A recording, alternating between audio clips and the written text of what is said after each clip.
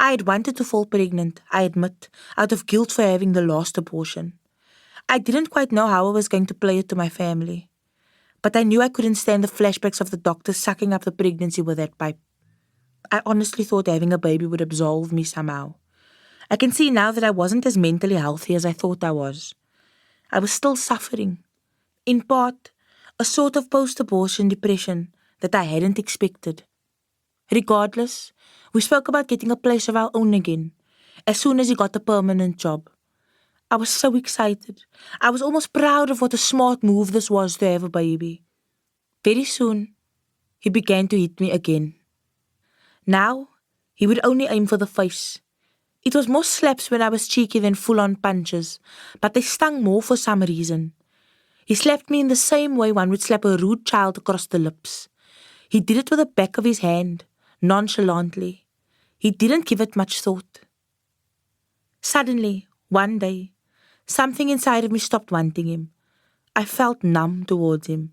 It was like an epiphany, as if the pregnancy hormones cleared my mind. But 2 weeks too late.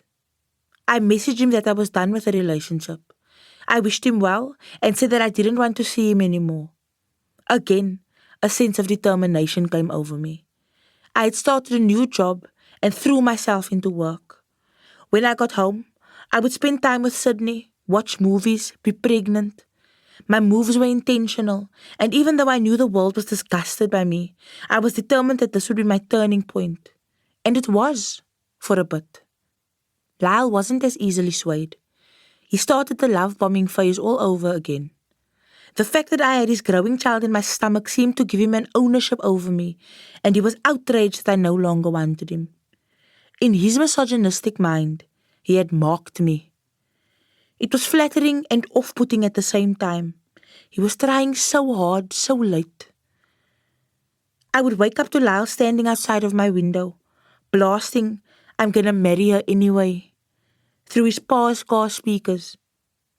Don't get me wrong, he was by no means offering me romance and a proper future. Rather, his disdain for me had turned into some sort of toxic obsession. He messaged me night and day, and called me between the messages.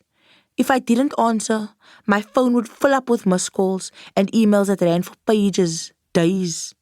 How Celsi managed to deliver anyone else's telecommunication is a goddamn mystery. And most days, it was as if I was being texted by two different men. One who loved me obsessively, and one who was angry with me for him loving me obsessively.